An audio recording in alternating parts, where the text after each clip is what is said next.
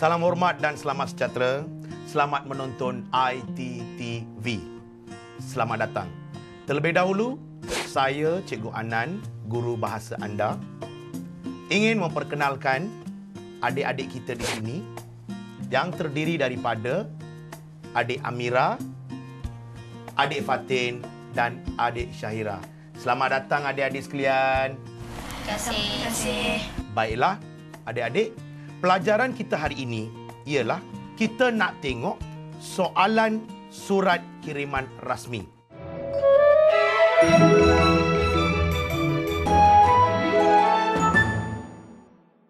Kalau kita lihat daripada pelajaran yang lepas, cikgu sudah mengajar format dan juga contoh karangan. Masih ingat?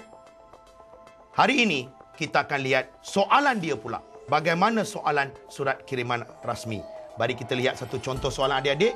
Tajuknya ialah, kamu ingin memesan beberapa buah buku daripada sebuah syarikat penerbitan. Tulis sepucuk surat kepada syarikat penerbit buku berkenaan untuk memesan buku-buku yang kamu kehendaki.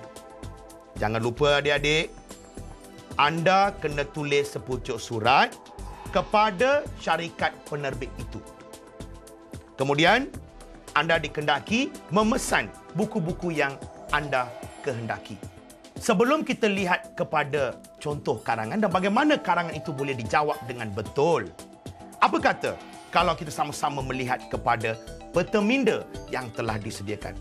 Peta minda ini dapat memudahkan pelajar untuk menulis satu karangan surat kiriman rasmi dengan betul, tepat dan padat. Mari sama-sama kita lihat peta minda ini.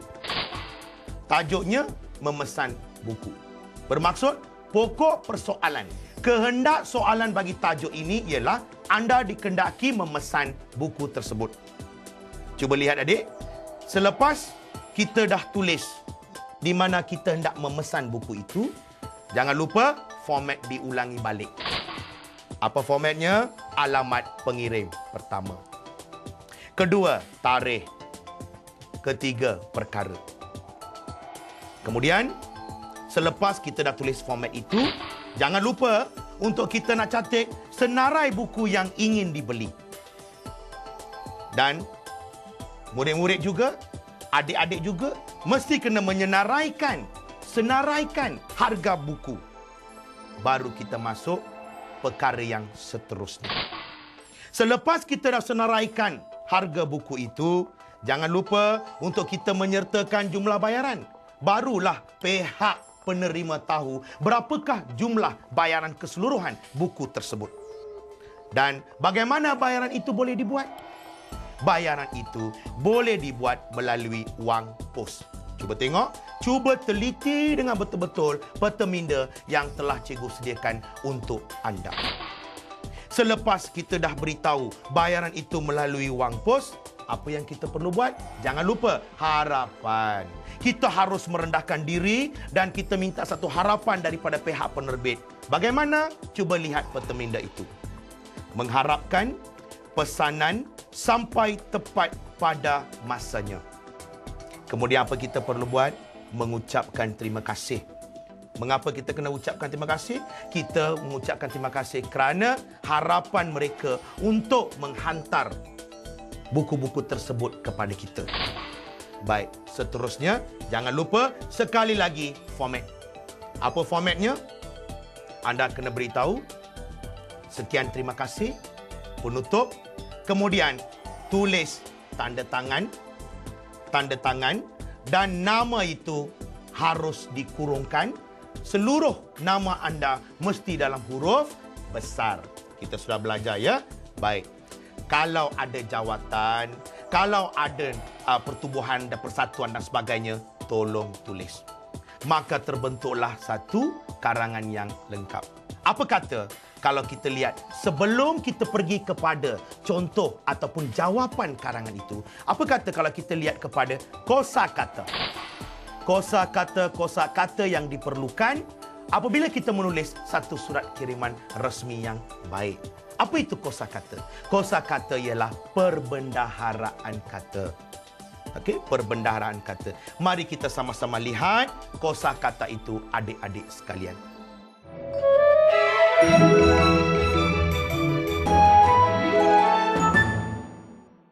Antara kosakata yang menjadi penting dalam sesuatu karangan surat kiriman rasmi ialah pertama, merujuk perkara.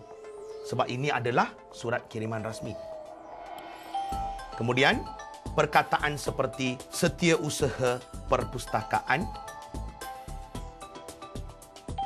memesan, beberapa judul buku. Ingat, ini semua adalah istilah-istilah yang sangat penting bila kita menulis tajuk soalan seperti tadi. Seterusnya, jangan lupa kita juga kena beritahu apakah senarai tajuk buku. Kemudian gunakan istilah sertakan wang pos. Jangan kata saya nak bayar saja, tak boleh. Adik-adik, kena gunakan istilah yang tepat. Saya nak sertakan wang pos. Berapa jumlahnya? Tulis berjumlah. Kemudian nyatakan sebagai bayaran untuk apa? Sebagai bayaran bagi pesanan buku-buku tadi. Boleh faham tak adik-adik? Seterusnya, bermula. Perkataan seperti bermula. Bila adik-adik perlukan buku itu? Hujung bulan Mei. Hujung bulan Mei. Kerjasama. Ingat, penghargaan. Kita nak memberikan satu penghargaan kepada penerima surat. Pihak penerbit maksud cikgu. So, kita tulis kerjasama. Amat dihargai. Penghargaan. Kita kena cukup lembut. Amat dihargai. Boleh faham adik-adik?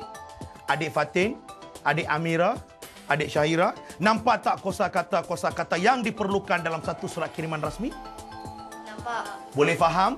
Boleh. Cikgu harap pelajar ataupun adik-adik mesti kena tulis kosakata ini dalam karangan surat kiriman rasmi. Boleh faham ya? Boleh. Baik. Seterusnya, apa kata kita berbalik kepada soalan tadi? Kita nak lihat sekarang jawapan kepada surat kiriman rasmi. Teliti betul-betul adik-adik. Sekarang kita nak tengok jawapan surat kiriman rasmi tadi.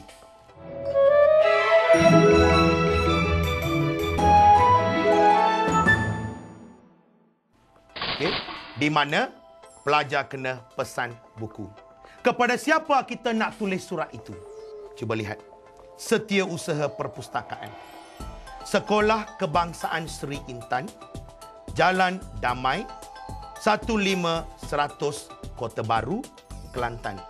Jangan lupa, setiap kali bila kita buat alamat pengirim, pada hujung alamat itu mesti kena letakkan tanda koma dan akhir sekali kita letakkan tanda noktah. Kemudian, sekali lagi cikgu ulangi, tolong letakkan garis melintang langkah satu baris selepas alamat pengirim itu. Kemudian, kita nak tulis surat kepada siapa? Siapa yang kita nak pesankan buku itu? Itulah dia, penerbit. Adik-adik masih ingat tak lagi dalam pelajaran yang lepas? Di mana cikgu ada beritahu, nama dan alamat penerima itu mesti kena tulis. Nama ini bukan maksud nama orang, nama pihak yang kita hendak menghantar surat. Cuba lihat, penerbit Kumpulan Seri Sinar. Nombor 11, Jalan Makmur, 50603 Kuala Lumpur. Kemudian, akhir sekali alamat itu kita perlu gariskan. Sebaris dengan alamat penerima itu, di sudut sebelah kanan. Jangan lupa, cikgu dah beritahu, kena tulis tarikh. Cuba lihat, 20 Mei 2009. Dan cikgu minta juga, cikgu berharap, semua nama bulan itu harus ditulis dalam huruf besar. Baik, seterusnya, mari kita lihat jawapan karangan ini. Tuan, panggilan hormat. Memesan buku rujukan perkara. Merujuk perkara di atas. Saya sebagai setiausaha perpustakaan sekolah ingin memesan beberapa judul buku daripada syarikat tuan. Apa bahagian ini pula? Ini adalah pendahuluan. Seterusnya, selepas kita membuat pendahuluan itu, kita akan masuk kepada isi. Dan ingat, pendahuluan cikgu dah beritahu, tolong jangan tulis nombor. Seterusnya jawapan nombor 2 daripada peta minda yang cikgu beritahu tadi. Ingat tak, kita kena tulis senarai tajuk-tajuk. Supaya pihak penerbit tahu apakah buku yang kita sudah pesan. Cuba lihat nombor 2. Berikut ialah senarai tajuk buku yang dikehendaki. So, kita senaraikan. Misalnya, tajuk, contoh karangan Cemerlang KBSR, harganya berapa, jumlah naskah tu berapa jumlah harga, dan kita akan lihat jumlah keseluruhan setelah kita pilih buku-buku yang kita hendaki. Baiklah adik-adik, isi seterusnya bernombor 3. Tadi kita letak nombor 2, jangan lupa. Sekarang nombor 3, kita nak buat apa? Cuba lihat peta minda tu balik. Di mana kita perlu menyatakan bagaimana kita hendak menghantar wang itu. Bersama-sama surat ini, saya sertakan wang pos yang berjumlah RM406 sebagai bayaran buku-buku tersebut. Bernombor ya. Kemudian, selepas nombor 3, kita masuk kepada isi nombor 4. Isi keempat ini, pelajar kena nyatakan harapan pelajar. Apakah harapan itu? Harapan itu ialah harap agar dapat buku itu dengan cepat. Boleh faham adik-adik? So, kalau kita lihat nombor 4 ini, saya amat berharap agar pihak tuan dapat menghantar pesanan saya ini dengan kadar yang segera. Memandangkan cuti sekolah akan bermula pada hujung bulan Mei ini. Cuba lihat adik-adik, lihat cara bagaimana kita menulis nombor 4 ini. Cukup lembut. Cukup merendahkan diri. Supaya kita nak barang-barang itu dihantar dengan cepat. Kemudian, isi bernombor 5. Kerjasama yang diberikan oleh pihak tuan amat dihargai. Jangan lupa, sekali lagi, cikgu nak beritahu, kita harus memberikan penghargaan kepada pihak penerbit itu ataupun kepada pihak penerima surat itu. Mengapa kita berbuat demikian? Supaya kerjasama yang mereka berikan selama ini, kita menghargai. Dengan ini, kita kena tulis, kerjasama yang diberikan oleh pihak tuan amat dihargai. Dan jangan lupa, kita harus disudahi dengan ucapan sekian terima kasih. Sekian terima kasih, format penutup. Tidak boleh bernombor. Pelajar-pelajar sudah sedia maklum tentang perkara ini. Seterusnya adik-adik, jangan lupa kita kena tulis pengakuan pengirim. Cuba tengok jawapan karangan itu sekarang. Yang benar. Yang benar, Yap Siu Mei. Cuba lihat Yap Sui Mei ditanda tangan begitu cantik. Kemudian nama Yap Sui Mei itu ditulis secara huruf besar keseluruhannya. Format. Kemudian dikurungkan. Dan Yap Siu Mei ini merupakan seorang setiausaha perpustakaan. Ada jawatan dia. Tulis jawatan itu adik-adik, mesti kena tulis. Kerana ini semua tertakluk kepada soalan. Sebagai setiausaha perpustakaan, pelajar-pelajar kena tulis Setiausaha Perpustakaan Sekolah Kebangsaan Seri Intan.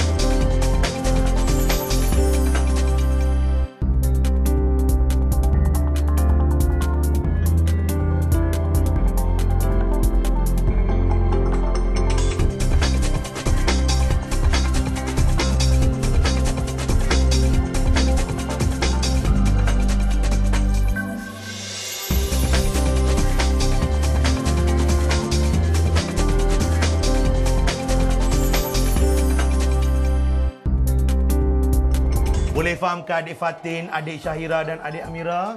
Boleh. Boleh lupa ke? Tidak. Jangan lupa. Sebab ini adalah format peperiksaan. Kalau dalam peperiksaan tahun ini keluar surat kiriman resmi, saya harap pelajar jawab dengan tepat dengan apa yang Cikgu Anan sudah mengajar tadi. Dengan ini, Cikgu Anan menyudahi pelajaran hari ini. Sekian, terima kasih. Sehingga kita berjumpa di lain lembaran. Salam hormat dan salam sejahtera. Sekian.